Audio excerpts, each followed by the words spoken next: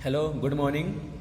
आज हम डिस्कस करेंगे क्लास 11th का न्यू चैप्टर इक्विलिब्रियम। इक्विलिब्रियम बेटा हम दो पार्ट में डिस्कस करेंगे, दैट इज केमिकल इक्विलिब्रियम, उसके बाद फिर देखेंगे आयनिक इक्विलिब्रियम। तो पहले हम समझ लें इक्विलिब्रियम क्या होता है। ठीक है, देखिए इक्विलिब्रियम किसी भी रिएक्शन में वो स्टेट होती है जहाँ पे, ठीक है, जैसे कुछ पैरामीटर्स है, टेम्परेचर हो गया, प्रेशर हो गया या कंसंट्रेशन हो गया, इसमें कोई भी चेंज टाइम के साथ नहीं होता है। इन टाइम के साथ इसमें कोई भी चेंजेस नहीं आते हैं। ठीक है, सिंपली हम कह सकते हैं कि equilibrium is the state of a process in which the properties like temperature, pressure, concentration of the system do not show any change with respect to time. ठीक है, यानी टाइम के साथ ना कंसंट्रेशन में चेंज आएगा, ना प्रेशर में चेंज आएगा, ना ही टेम्परेचर में चेंज आएगा। तो उस स्टेट को हम क्या कहते हैं? इक्विलिब्रियम कहते हैं। और इक्विलिब्रियम बेटा तभी अटेंड होती है किसी भी प्रोसेस में जब दो अपोजिंग फोर्सेस क्या हो जाए, या दो अपोजिंग प्रोसेस क्या हो जाए, इक्वल हो जाए, तभी इक्विलिब्रियम की बात हम करते हैं, नहीं तो फिर इक्विलिब्रियम कंडीशन अटेंड नहीं होती है। अब देखिए, अगर हम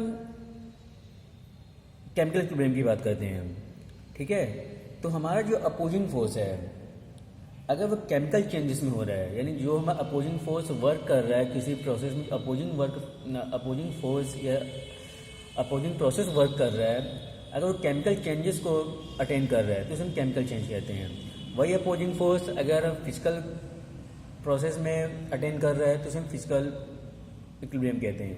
खैर, हमें यहाँ फिजिकल इक्विलिब्रियम को इतना नहीं डिस्कस करेंगे, उसके बारे में ज़्यादा मेन हमारा कॉन्सेप्ट हम डिस्कस करेंगे केमिकल इक्विलिब्रियम के बारे में। तो पहले हम देखते हैं केमिकल इक्विलिब्रियम। केमिकल इक्विलिब्रियम से पहले हम देख लें हमारी रिएक्शंस क्या होती हैं। अगर हम रिएक्शंस में देखा जाता है तो जनरली इक्विलिब्रियम के बेसिस पे दो टाइप्स के रिएक्शन देखते हैं हम। एक देखते हैं रिवर्सिबल रिएक्शन, एक क्या होती है? रिवर्सिबल रिएक्शन, और दूसरी होती है irreversible reaction.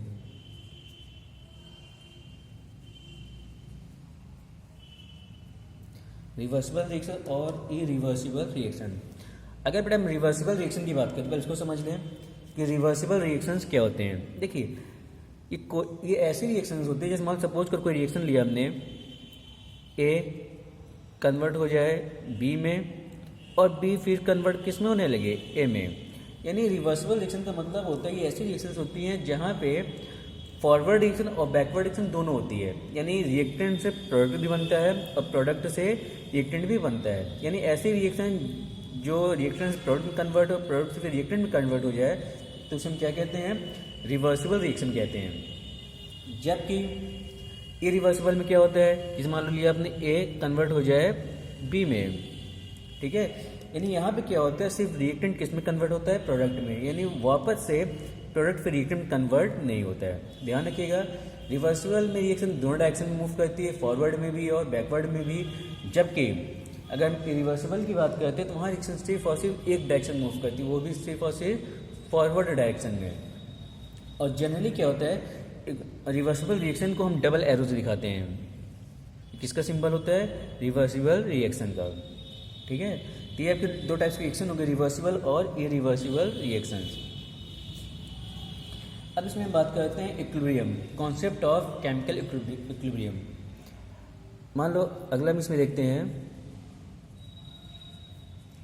Concept of chemical equilibrium. तो बड़ा इसको समझे तो होता क्या है। सपोज करिए आपने कोई रिएक्शन लिया, ए अब किस में कन्वर्ट हो रहा है? ये बी में। अब बेटा ध्यान से देखो, अगर सपोज कि हमारा टाइम क्या है? टाइम क्या है हमारा? अभी 0 है। अगर टाइम 0 है तो इसका जो आपका जो रिएक्टेंट है, इसकी तो मान लो फुल क्वांटिटी, इसके सारे मोल्स होंगे, और उसका कितना होगा? फिर 0 होगा, क्योंकि अभी रिएक्शन शुरू ही नहीं है। रिएक्शन शुरू ही नहीं हुआ है तो कोई भी रिएक्टेंट प्रोडक्ट में कन्वर्ट नहीं होगा। ठीक है, तो यानी इसका जो ए का मोल है फुल अमाउंट में है, जबकि ये क्या है? इसका कंसंट्रेशन 0 है। अगर मान लो टाइम आपका क्या हो जाए? टी डैश यानी कुछ समय के बाद, ठीक है। तो ऑब्वियस सी बात है इसमें क्या होगा, कुछ ना कुछ यहाँ से डिक्रीज होगा, यानी इसके कंसंट्रेशन में कमी आएगी और उसका कंसंट्रेशन क्या होगा, बढ़ जाएगा, ठीक है। तो जब इक्विलिब्रियम की बात आती है, इक्विलिब्रियम की बात, तो जैसे जैसे इसका कंसंट्रेशन घटेगा वैसे कंसंट्रेशन क्या होगा, बढ़ेगा। और जब इक्विलिब्रियम अटेंड हो जाएगी तो दोनों कंसंट्रेशन क्या हो जाएगा, बराबर हो जाएगा, ठीक है। यानी उस कंडीशन में क्या होगा, जितना ए बी में कन्वर्ट होगा उतना ही बी फिर क्या होने लगेगा, ए में कन्वर्ट होने लगेगा, ठीक है। अगर इसको हम ग्राफिकली देखें, अगर बेटा हम ग्राफ समझा जाए, एक सिंपल से ग्राफ होता है, जैसे मान लो क्या लिया आपने, ये रेट ऑफ रिएक्शन, और ये हमने मान लो किसकी बात की, कंसंट्रेशन की, सॉरी किसकी बात करते हैं, मान लो टाइम की, ठीक है। अब देखिए टाइम जीरो है, टाइम कितना है, जीरो है, तो जो ए का कंसंट्रेशन क्या होगा, मैक्सिमम होगा। यानी मान लो आपका यहाँ पे ए है और जो टाइम जीरो है तो बी का कंसंट्रेशन कितना है, मान लो यहाँ पे बी है, ठीक है।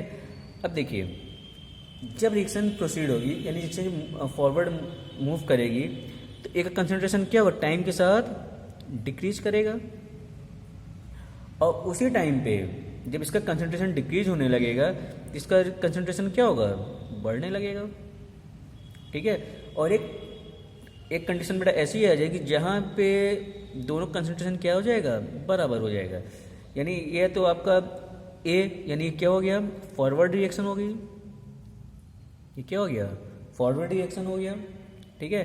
जबकि बी से जो ए कन्वर्ट हो रहा है वो क्या हो जाएगा, बैकवर्ड रिएक्शन हो जाएगी, ठीक है। और जब दोनों यानी फॉरवर्ड रिएक्शन और बैकवर्ड रिएक्शन क्या हो जाए, दोनों का रेट क्या हो जाए, इक्वल हो जाए, तो उसे हम क्या कह देते हैं, फिर इक्विलिब्रियम कंडीशन कह देते हैं,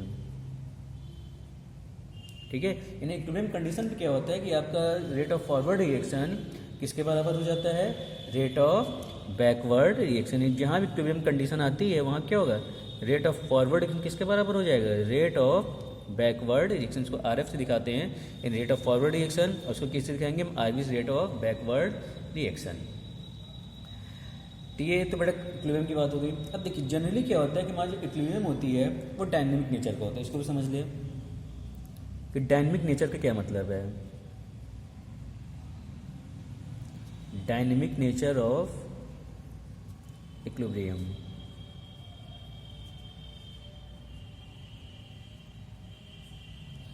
तो डायनेमिक नेचर ऑफ इक्विलिब्रियम का मतलब होता है, एक्चुअली होता है क्या है कि जब हमारी रिएक्शन इक्विलिब्रियम में होती है तो वहाँ पे ऐसा लगता है जैसे रिएक्शन स्टॉप हो गई है, लेकिन जबकि ऐसा होता नहीं है, ठीक है। उस कंडीशन पे क्या होता है कि मान लो कोई रिएक्शन जैसे आपके पास दे दी जाए एक, और किस में कन्वर्ट हो रहा है, मान लो बी में।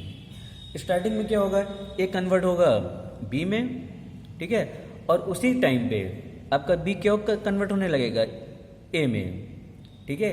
यानी यहाँ पे दोनों कंसंट्रेशन में कोई भी चेंज नहीं आता है, लेकिन रिएक्शन आपकी हमेशा क्या रहती है, मूव करती रहती है। यानी एक जितने मोल्स बी में कन्वर्ट होते हैं उतने ही मोल्स बी के किस में कन्वर्ट हो जाते हैं, ए में। तो इससे लगता है कि जैसे रिएक्शन क्या होगी, स्टॉप हो गई है, लेकिन वहाँ कंसंट्रेशन में कोई चेंज ना आने की वजह से आपको रिएक्शन स्टॉप नहीं होती है। बस फर्क क्या होता है कि दोनों का जो कंसंट्रेशन क्या हो जाता है, बराबर हो जाता है। इसे हम क्या कहते हैं, जनरली डायनेमिक इक्विलिब्रियम कहते हैं, ठीक है।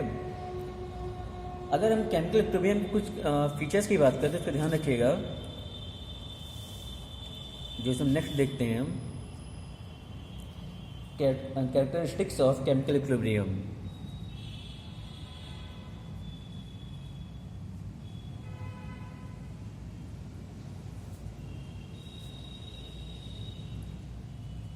कैरेक्टरिस्टिक्स ऑफ केमिकल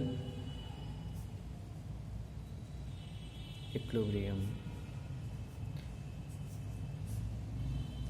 एक बेटा ये क्या होता है, इसके कुछ फीचर्स देखिए, उसको ध्यान रखिएगा। पहला फीचर्स कि इक्विलिब्रियम पे क्या होता है कि आपका जो रिएक्टेंट और प्रोडक्ट दोनों कंसंट्रेशन क्या हो जाएगा, कांस्टेंट हो जाएगा। इसके पहला फीचर्स है, ठीक है। यानी हम कह सकते हैं कि जैसे अगर हम ग्राफ देखें तो ध्यान रखिएगा, eight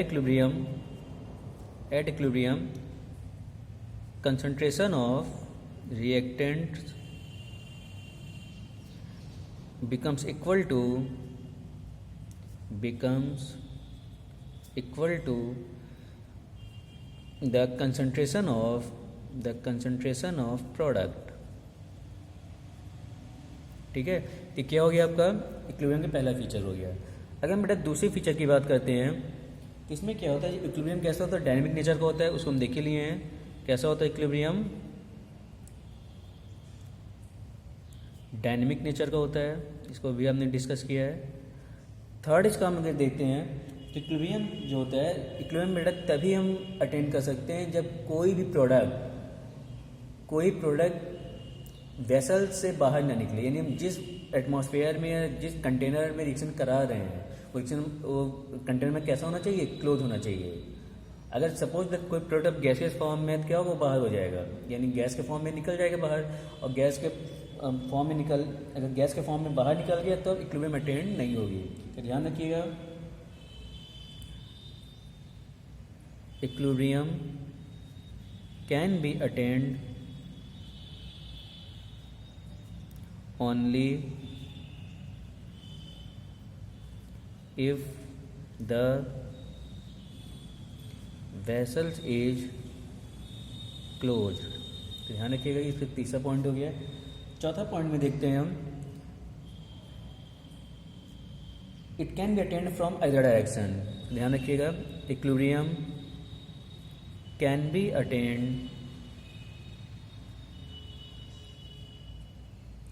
attained from either direction।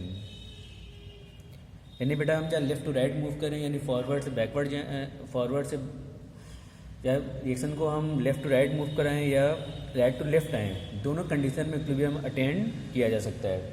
और जो लास्ट इम्पॉर्टेंट टॉपिक है, जो लास्ट इसका फीचर है कि कैटलिस्ट कभी भी इक्विलिब्रियम को डिस्टर्ब नहीं करते, यानी जो कैटलिस्ट होता है वो इक्विलिब्रियम कभी भी अल्टर नहीं करता है।